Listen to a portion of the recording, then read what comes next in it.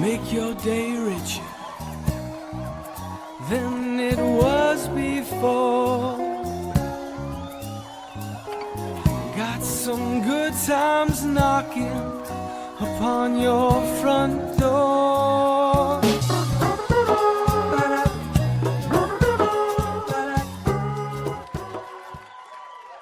Welcome, welcome, welcome. Hey, it's Friday, and listen, if I look tired, it's because I was out past my bedtime and didn't get home until 9 o'clock last night because I was seeing Stephen Ho. Do you all know Stephen Ho? He's a comedian. Let me throw a picture up there of him. You might recognize him once you see him. He got famous on TikTok. He was an ER tech who was posting funny but educational videos on TikTok, went viral over the pandemic, and kind of got fired / quit his job and is now a touring comedian, which I think is amazing. And he was here at the Comedy Zone in Charlotte. So we went to see him last night with a room full of very drunk healthcare workers who were screaming at him. And it was a lot of stories of things found up people's butts. So that was interesting. It was very funny. Everybody in healthcare apparently has that story of people who have come in, lied about how that happened, and then they have to from vegetables to other things. It was interesting. It was a fun night. All right. What else do I have to tell you? We have a big show today, and I have lots to tell you. So Christopher Pellegrini was on the show the other day. You should watch that episode called Tasting Today. He's now a sponsor. His business is a sponsor, and we're going to do a tasting. He's going to come back and we're going to do a tasting of these things right here. So you probably can't see them on camera, but if you're interested in doing a tasting with us while we do a tasting with him when he comes back, these are the things you need to buy. I'm going to put them here. They're all Japanese spirits. You can get them on his website. Let me put that up. There's the graphic of all of the spirits that will be here. He so nicely sent all of those to me. You can go to honkakuspirits.com and order those for yourself and join us for that little celebration. I think that's how we're going to end the season this year, is with a little drink with Christopher Pellegrini. So thank you, Honkaku Spirits, for sponsoring the show, for sending these, for coming back. It's going to be really fun. Speaking of really fun, let's see how many views we're at. Our goal, and it's a big goal, and I think we can do it because we have a really good show with really good guests today, is to get to 250,000 views and downloads of the show by the end of the month, which is, I think, today. So let's see where we're at.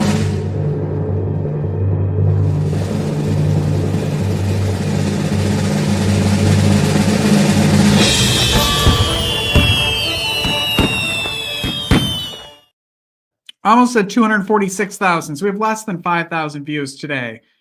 I think we can do that. And we need your help by sharing right now the show, wherever you're getting it. Podcasts, YouTube, Facebook, all of the things. LinkedIn, go share it right now. Instagram, it's everywhere. So just click that share button right now and help us get to our goal. All right. What else do I have to tell you? I think that's it. We have a great show, so let's start. Are you ready to stop renting and finally buy your first home? My first guest today is here to give you the roadmap. David Sidoni is a real estate expert and the host of the How to Buy a Home podcast, dedicated to providing first-time buyers with the education and empowerment they need to navigate the market with confidence. He's here to demystify the process and give you the tools to make your home ownership dreams a reality. So please welcome David Sidoni. Good. Hey, thanks so much for having me. Thanks for being here. When did you get into real estate? I got into real estate in 2003 or 4 as an investor. And then in 2005, I decided to go into residential. And in 2006, the beginning of the year, I got my license. And so I jumped on the Titanic right before it sank. And the market crashed. Yeah. And because I'm here in Orange County, California, and I worked at Disneyland in high school and college, I had a bunch of friends who worked at Disneyland, and they all said, the market's crashing. This is a great time to buy a house. And that was the beginning of my journey as a first-time homebuyer guru. Wow. And when did you decide, like, I want to do this, and as a business and also as a mission, sort of?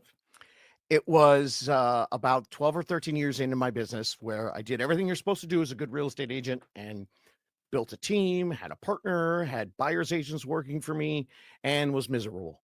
And my wife Mm. looked at me and said, "You're only happy when you work with those Disneyland people." And I had learned enough to realize that there was a really seedy part of real estate that um, it's not scammy, but it's just a business model that is built to absolutely ignore first-time home buyers. Mm. So I thought, okay, I can combine what my wife says is my only time I'm happy at home, with also a passion to help these disregarded individuals. I mean, after all, it's the most important, biggest financial transaction of your life. So Mm.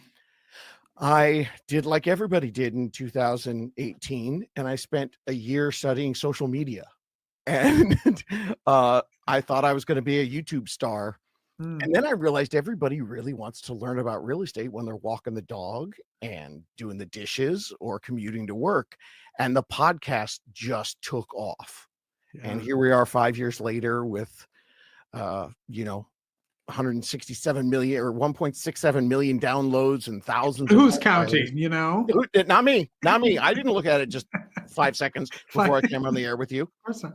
No, congratulations though. That's a huge, I mean, even in the podcasting world, it's also like that's like going in to be like, well, I'm gonna be an Instagram star. Like it's so saturated. So to find your lane and to be found and popular, that's a huge feat. So congratulations. It was one of those things where a labor of love and a passion project. Shocker.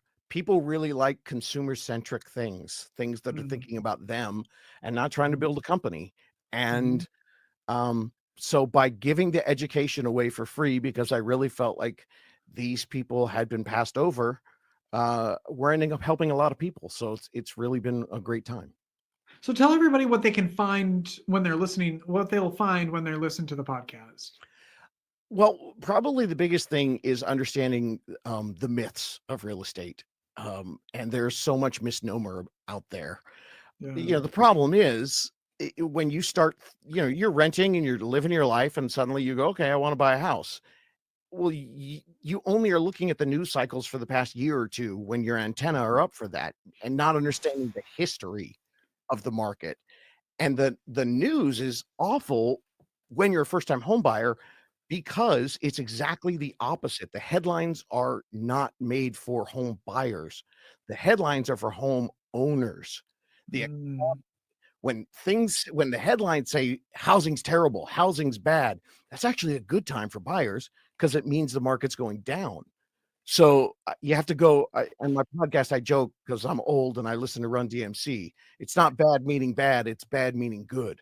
That was the lyric Uh, uh-huh. cassette tape I wore out back in the day. So by teaching them not to listen to the headlines, and then most importantly, letting them understand the real estate industry has not done a good job at all. So educating yourself is very important, but aligning yourself with the right team who's willing to work with you for 6 months, 8 months, a year ahead of time, that's how you get to take advantage. And, we just finished an election cycle where everyone talked about housing affordability so much. There's an entire generation that doesn't think they can buy a house. And it's absolutely not true. What are three things that like someone should prepare or do before they even think about buying a home? I can't believe you said three things. Uh, wh- I actually, a while ago, I think it's been over a year now on the podcast, I started talking to people about, hey, let's make this your last lease ever. Oh. Most people wait until they think they're ready to go and look at open houses this weekend before they Mhm. call a professional. The three things you can work on for a year are your credit score, your debt, and your savings. Pretty simple. I mean, I even break it down, say, like, picture those thermometers like at a charity event where, gets to the top and you've reached your goal. If your credit score is 650 and you want to get it to 720 before you go, great. That's your thermometer. If your debt is, you have too many credit cards, whatever, great. Let's set where you want to reduce it. And for your savings, that's where one of the big myths come in. It's still something like 35% of people think you need 20% down to buy a home, and the Yeah. average first-time home buyer is their down payment 7 or 8%. You know, Wow. there are 3% programs, there are 3.5% programs with FHA, veterans or military people, 0 down. There are a ton. So I tell people, take a look at your average home in your area that you want to buy and make your savings goal 8% of that price, Okay. not 20. So you do Yeah. credit, debt, and savings, set those goals, and then just every month check in on them and see how you're doing. Mm. Are you seeing that the age of the first-time home buyer is increasing or decreasing? Oh, lordy, lordy, lordy. So from the 1990s, it hit 30, mid 90s. It went from 31 to 32 up until last year when it jumped to 36. Wow. This year, 38. So Wow. all that talk about housing affordability, I appreciate the fact that boomers, you know, I saw something this morning where someone said, "What would you do if you could go back in time to the year 2020 or 2000?" And the person said, "I'd buy a home with my lunch money." So it's, Mhm. yes, the homes were cheaper, but the problem is the rents have raised so much Mhm. that people feel like it's unaffordable because of that. And then they're waiting. And it's really sad. We're hearing there's an entire generation of people that think they're going to have to rent forever. And they Mhm. actually don't. If they understand you can get in for that 3 or 5% down, and if they work with a team to understand that it's a rent replacement strategy. You're already spending $2,000 a month on rent. So let's figure out a way to turn that into a mortgage payment so the money goes towards you. And that myth has been one that the age is just, it bums me out to no end. Yeah, well, and you kind of brought up something because I have friends who tell me that they are going to be lifelong renters, not because they can't get out, but because, and there are parts of me that are like, yeah, it's great when you need a new roof and you don't have to go figure that out, or your air conditioner breaks and you don't have to figure that out. Can you talk a little bit about the, I don't know, if you have pros to renting and Yep. if both of those sides? So what was interesting was 25, 30 years ago, there were people that would do financial seminars, and they would get people with two exact opposite theories. One theory was always pay off your mortgage, so you're debt free. You never want to carry that giant debt. The other one was always have your mortgage as much as you can, and then put the money in the stock market because it's going to do better than your interest rate on your loan. Blah blah blah. The last 25 years has been don't buy a house, rent forever, live your life. Life is about Mhm. experiences. That was the Mhm. millennial battle cry. Totally understand that until I look at you're 28 years old, you got a good job now, you're settled. The average age is 38. So you want to live someplace cool, you're renting for $3,000 a month. The average is $2,000 a month. So Mhm. that's $240,000 to live rent free. And that's just the rent math. Yeah. $360,000 if you live in Chicago or Seattle or someplace like that's just the rent math. So we're not even talking about the appreciation of the home. That's why the rent replacement strategy is the verbiage that I use, because if you rent for those 10 years at the $200,000 and you're doing $240,000 into that, yeah, you might have to replace a roof one time, but the number one reason for people using the equity in their home, getting what we call a home equity line of credit, is for home repairs. Mm. And so the $240,000 you would save and the hundreds of thousands of dollars you would make in equity, it's boring and I sound like such a cringy old geezer, but if you start a 401k when you're 21 years old, you can retire at 55 instead of 65. Yeah. And it's the same thing with a home. If most people, if go ahead, live your life, do your thing. But if you are looking at trying to establish something that you can fall back on later, you're not going to have to give up your 4 vacations this year when you're 29 years old so you can go see the Northern Lights. I love it. But what if you only have to put 3% down? It's not much more than a first and last in an expensive area if you're getting an apartment. That's so true. That's so true. I know a lot of people also like, I'm trying to think, I was thinking about the things that I hear most about people Sure. and buying to talk to you about. And one of them was like, if you make one extra payment a year, it cuts your mortgage down by, I forgot how many years. Are there myths that seem to have infiltrated how it's working that you can't believe people believe? Yes. The biggest one is the 20% down.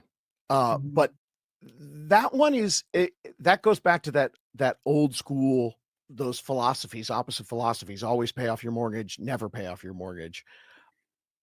But that people move on average every 7 years. It's moved up to 10 years now because the last couple of years has just been a frozen market.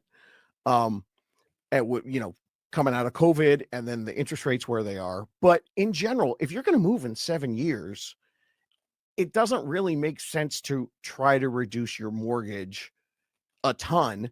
Go have some experiences. But if you get your forever home, yeah, you can do one extra payment a month. Another great one is you can do a payment every 2 weeks, and then you end up making that extra payment at the end of the year. But probably the biggest myth about it is the fact that, well, I'm not going to buy right now. The rent, my rent's $2,000 and a mortgage for someplace similar is $2,800. So it's not, I'm going to wait until it's better. That's when they create the rent versus buy scenario. Yeah. And they're just look at that single monthly payment. And they're waiting for a mortgage payment to be less than rent. Then they think that that's the formula that we create to do rent versus buy. And it couldn't be further from the truth. You're looking at everything in your life. How long are you going to be there? What do you want to do? How long do you want to continue renting? And sure, it's $800 less a month to stay in your rental place. But at the end of the year, you just put $24,000 a year towards nothing. Yeah. Yeah. If we're looking at your crystal ball, yes, what do you see happening in this new year, in this new, or even further into the future with home ownership? Every year I lock myself in my little research studio for about a week, and I read everything from all the economists and all their predictions. And every year I just put out the podcast with my 2025 predictions. My family knows if you knock on the door, I'm probably going to yell at them about the GDP or the CPI inflation rate. And they're like, what are you talking about, Dad? My crystal ball's never been foggier than it was in getting this information right now. Fortunately, we had the election cycle beyond us. So the thing with housing is it usually goes up every 4 or 5 years and then kind of cycles. Think of a baby, the kids roller coaster, nice and easy. 2008 was the Six Flags, oh my God, you're going to die crash roller coaster. Since 2012 or 2013, we've steadily been going up. The reason for that is because we don't have enough homes. We're about 4 to 7 million homes short because during the crash in 2008, the builders stopped building. It's supply and demand. The market is not going to crash. And the forecast that I found for 2025 is that as people get used to a 6% interest rate, that 2025 is going to be a large increase in the number of sales, and there's going to be a really high demand because 71% of home buyers in October of 2023 put their plans on hold because interest rates got to 8%. And then they kept them on hold because they wanted to see what's going on with the election. And now they're not doing squat because they're getting their holiday things happening. January, February, March, soon as it thaws out, it's going to be bedlam. And I'm expecting multiple offers on homes in most metro areas in the United States, which means bidding wars and prices will probably go up in 2025. What are you excited about in the housing market? It's going to sound, this is so boring. I'm excited that people got used to crappy news. What happens is people bury themselves in a hole. I'm excited that people are going to go, well, this is it. And maybe they'll start listening and hearing from me and anyone else out there who's trying to just help people understand. If you wait until you're 38 years old, I mean, the average, there's something called household formation. It's something in the late 20s, means like when you go and get your own place, you know, by yourself or with a partner or start a family or whatever. That's that 5 or 6 or 7 years of owning a property versus renting during your early years of your household formation can set you up for life. And I'm excited that people are so bored with everybody telling them how tough it is that they're just going to say, fine, whatever. How do I do this? Yeah. I have one that's not unrelated at all. Yeah. But do you think shows like, you know, all those renovation shows, House Hunters, do you think those do a service to the market? So Love those shows. I would just let your listeners adjust your volume right now, everybody. Turn it down, because the answer is no. They're terrible. What they do is what you see on HGTV is about 3 to 5% of what your professional, your advocate does. They show you how they open doors and talk to you about living space. Big deal. The negotiation, the planning, the financial preparation with the realtor and the lender to be able to talk to you about your options. If you go online and you fill out 10 things in a questionnaire, it's going to go, you're approved for $400,000. I'll take those people and we'll get them with the right people, and they'll figure out, well, actually you can be approved up to $500,000. And, or, you know, well, did you know that 45% of home buyers last year got an interest rate of less than 5% because they use something called a mortgage rate interest rate buy down? Something that a lot of people don't know and don't understand. But it's a giant mathematical formula. So the shows are awful. God love them. Yeah. I mean, like, the easiest way for it to explain to people is watch the renovation shows. And when they put the numbers up and they do the little tally. So for $10,000, here's what we did for Maddie and Michael's house. And then they show you the thing. Great. That you also have 4 experts on your payroll. They didn't pay any labor costs. The only thing they do with that $10,000 is look at the actual parts. So it's great that they have 3 different homes, and you know, it always cracks me up too, you know, when it's like they want the $500,000 house by the beach, and it's like $800,000 to even get anything a mile from the beach there. But well, and a lot of people don't realize, like, the House Hunter shows, like, the people own the homes already. They've already bought the homes. It's all just made up. Like, they know they have the home. Oftentimes they're living in the home already and they film it. It's a TV show. If you think that the ladies, I mean, when I was a kid, I'm super old. When I was a kid, there was a show that David Hasselhoff was on called Knight Rider, and you could see the skid marks from the car from the rehearsal before. Real Housewives is like that. I know that they have to go and buy 3 tables for when they flip it over, because they redo the shots over and over again. It's all television magic is what it is. Yes, indeed. What do you love most about your life right now? Oh, I love that my wife gave me the idea. I love that I struggled for, you know, at age 49 and 50. And then I love the people around me that said, shut up and do it, dude. And I'm living my dream in the 3rd act. I love that I get to interview people who went through the program or just took the education and learned on their own, and tell me, no one in my family ever bought a house. You know, I've done interviews with people who've gone through and bought a home and cried on the interviews. Yeah. The ability to help people succeed in life, and my kids are 18 and 14, and they're like, my dad does a pretty cool thing. So that's dope. You can't get better than that, right? It's not a bad gig if you can get it, right? Yeah. What is the best way that people can connect with you and follow you and support you? Howtobuyahome.com. Everything's there. Good. Simple. Howtobuyahome.com. You can go right there and ask me a question. As of today, I'm still answering every single question. Anything that comes in, I will return an email, and we love to help people. And who knows how many thousands of people listen to the podcast and just go out and do it on their own, and that pumps me up too. Yeah. How often and when does the podcast come out? How to Buy a Home? We're about to up it. It was Tuesday, Thursdays.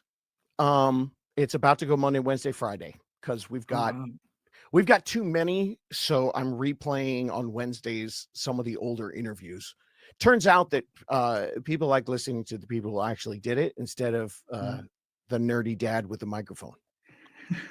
Well, congratulations on being the nerdy dad with the microphone and doing what you're doing, because it can be so overwhelming and scary, and it's, diving into the unknown, and you make it so tangible, and I appreciate that.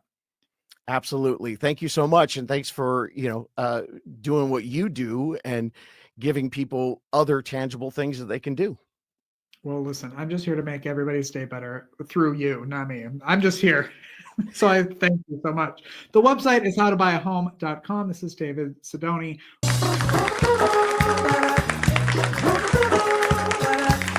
Are you tired of the same old drinks? Let your taste buds travel. Honkaku Spirits delivers authentic Japanese spirits right to your door. From family distilleries in southern Japan, they bring you exquisite small batch shochu, awamori, koji whiskey, and gin. It's more than a drink, it's a journey to Japan in every sip. Discover your new favorite spirit at honkaku.com and enjoy free U.S. shipping on any order. Thanks for sponsoring the show, Honkaku Spirits.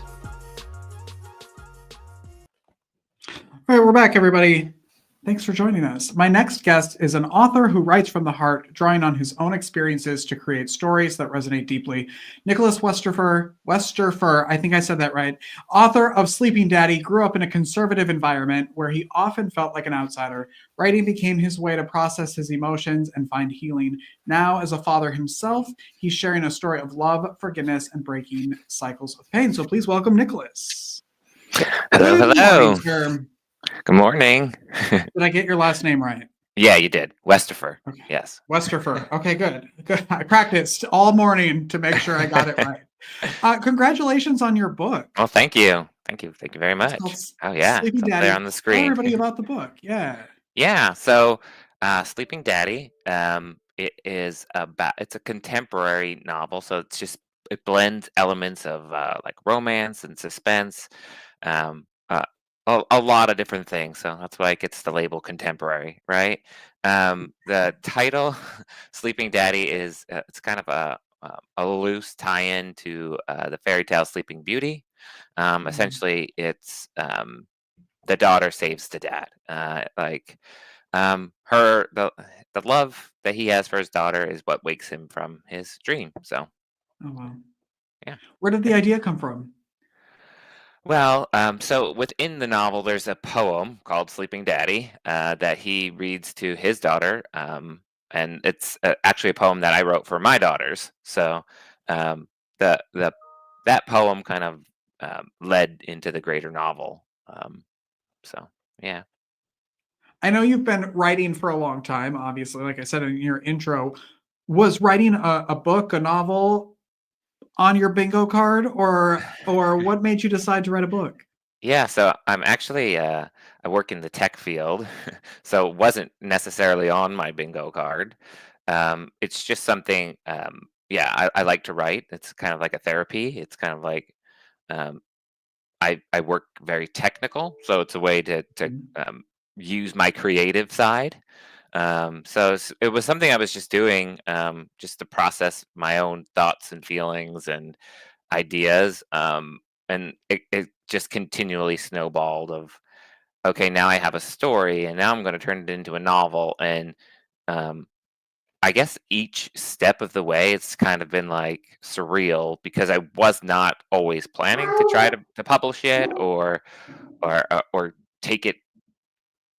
I actually, to be honest, I didn't think anyone would ever read it as I was writing it. So it was more more so the vulnerability of processing my feelings and putting it out there, and now I'm sharing it with people to read. So frightening.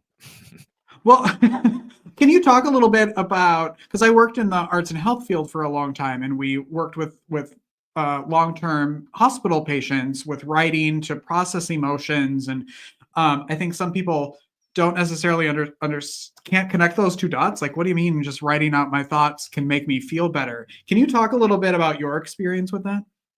Sure, I can try. Um, Sometimes I would write something and be like, where did that come from? And then it's just like the connection between like your subconscious and your conscious self of like connecting those dots sometimes of and putting that on paper just clarifies that. So Yeah. um yeah, I think in that regard it's just getting something out that you didn't even know was in there and then realizing it's in Mhm. there so then you're able to process it, if that Yeah, makes I sense. yeah, I call it word vomiting. Like, Yeah, word don't vomiting. edit, don't erase, don't do anything. Just like Yeah. write for 5 minutes and see what happens and see how your mind changes. Hmm. Yeah, for sure. What was writing the book like? How long did it take? And like, what Hmm. did you learn during that process as a first time author? Oh my God, so much. It took a long time, and even longer to get out. I feel Mhm. like so for me, the novel itself has been like done since it's like 2016, and then it's just taken so many years of like editing and getting the confidence to share it, and then getting feedback and getting it out there. Um, So it's just been a long process for sure. Um, the writing itself, when while I wrote it, it was just flowing, so that came Mhm. easily. Um, I actually, I was just, I used to have an hour drive, like commute, and I would just also word vomit into my phone. Smart. All Yeah. of the ideas and all of the scenes that I would want to write. So I would do that, and then I would transcribe it later and look at it and think way too many thoughts and then yeah, build it into a story. And so this novel itself, when I finished it the first time, it was 300,000 words. I don't know if you know anything about how many uh, words are supposed to be in a novel, but Tell typically, everybody yes. yeah, typically you're supposed to be under 100,000 words. So there was a lot in this novel that had to be flushed and cleaned and edited and parsed way down. Yeah, so 300,000, and then now the published version is at 90,000. Well, sorry, that's kind of boring, but No, I think that's interesting, and I think for people, a lot of people who watch the show are for like people who are thinking about writing, who want to write, and it's always difficult to know. Like, what, I don't know, what are 100,000 words? Like, what is that? Like, is it yeah, four yeah. pages or 4 million pages? We don't. I love that stuff. Do you think you're going to write again? Yeah, yes, for sure. I have two other novel ideas that I've been working on and writing to. Just yeah, just time wise, Uh-huh. when Uh-huh. that's gonna happen. I'd like it to be soon, but who knows? I'm a perfectionist at heart, unfortunately, and yeah, until it feels 100% done and ready to me, it'll it'll sit with me. I think that's interesting. Okay, so the Sleeping Daddy, did you feel like it was 100%? No, Okay. no, Okay. I I was like, had wow, you're a the first author to ever be like, this is no. perfect. Yeah. Yes, no, Yeah. it's definitely not. Like even now today, like I'm so proud of it, and I'm like, um, been listening to the audiobook itself, and I'm like, wow, I can't believe I wrote that. But then there's still parts where I'm like, oh, I could have done this a little better. I could have, yeah, yeah. So it's like never done. So there is a part of like realizing like this is done enough. Yeah, um, like any artist, right? yeah, Like you can always go back and change yeah, stuff, but at some point you have to like let it right. go. Yeah, I Who could would you pick and poke at say this forever for sure. exactly? Yeah. Yes. Who would you say that Sleeping Daddy is for? Like who should be reading the book? Yeah, I mean, so that's funny. That's like the number one question of like, who is your market? Who are you? Uh-huh. Like, I don't know. And I always struggle with this. Um, I guess technically it's considered women's fiction, so it's geared towards more female readers. But I know a lot of male readers who have enjoyed it as well. It Mhm. is a contemporary story. It's a heavier story. There's a lot of family drama and dynamic and just kind of some heavy topics. So it's definitely geared more towards an adult reader. Um, but yeah, anyone open to like a good family drama, it would be for them. And who doesn't like that if it's not their Yeah. family, right? Like Yeah, it's not when about it's my around family. I have yeah, to clarify yeah. that just in case Yes. my parents are watching. Yes, it's fiction, mother, it's fiction. Did you always want to be a father? Yes. Yeah. Yeah. Yeah. It's something I always wanted to be. And um, yeah, How has that get a changed lot. Understand. your life and your perspective? I've I feel like it changed everything for my life and Mm, perspective. Um, because I mean, um, yeah, I feel like I struggled a lot in my youth, and then when I had kids, it's kind of like when I woke up, and hence the story of like Sleeping Beauty, Sleeping Daddy is I didn't feel like I was truly alive and awake to the world and open to experience and love until I had my children. It was mm. kind of like what woke me enough or gave me enough strength and confidence to give life a go. I love that. Yeah, I've heard it too. I don't have kids. I thought I grew up thinking I would have 400 kids, and then my Yeah. friends started having kids, and I saw how tired they looked, Oh, and it's tiring. Yeah. and I was like, I don't know. I like to sleep. But I've heard it described as like the Wizard of Oz, like going from black and white to Technicolor, like just a Yeah. completely different Yeah, world. it totally changed my life and for the better, but Yeah. it is hard. Like there's like there hasn't been an easy phase for of parenting at all. You just keep thinking you're okay, I got through that, the hard stuff's over, but then you Yeah. get into the next thing and it's like I have a 13-year-old now and it's like, "Oh, okay. Now we're into the teens and she's feisty and sassy and it's Uh-huh. okay." Now we're learning and adjusting to that. I mean, it's like I wouldn't trade it for the world, but it definitely is one of Yeah. the hardest things you can do. Um, I bet. juggling everything. Yeah. Yes. My hat is off to you. What do you love most about your life right now? What do I love most about my life? That's a hard question, man.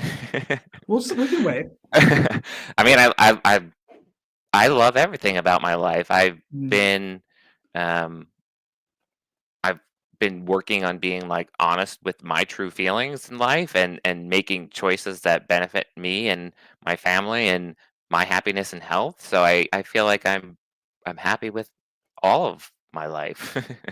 that's a to good pin answer. yeah, to pinpoint it. I mean, there's always things that you want to improve, right? Like things are hard, works the daily struggles, but I mean, fundamentally at that level I'm happy with my life. Awesome. Awesome. What's the best way that people can connect with you? Oh yeah, so I'm on Instagram at Nick Westerfer. I'm on Facebook. My website it's nickwesterfer.com, and there's links to all those social media. So yeah, probably yeah, website or Instagram would be a great way. The best. Okay, good.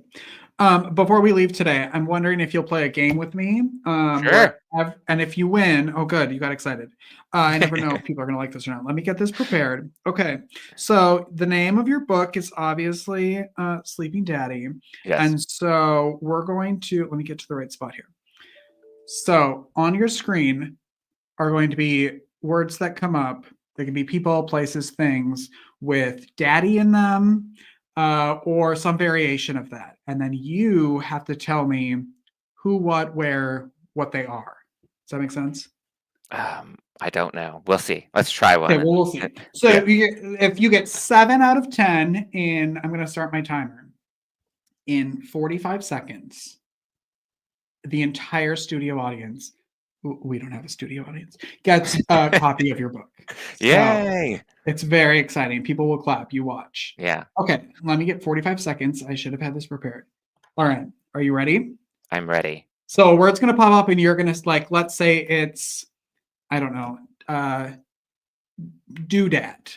You're going to be like, oh, it's just like a tchotchke, you know? Okay. Okay, ready? Yes. Go. Papa Don't Preach. A song. Madonna. Okay. Yes, perfect. Daddy Warbucks. Oh, I don't know. Pass. Okay. Daddy Longlegs.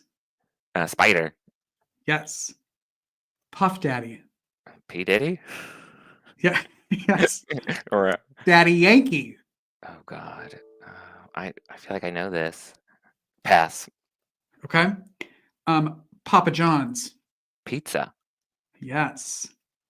Founding Fathers. George Washington. Father Christmas. Santa. Oh, and time's up. But I think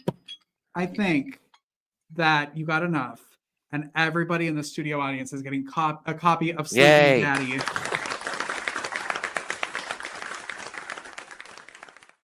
Those are all the people that love you and are really excited to get a copy of the book.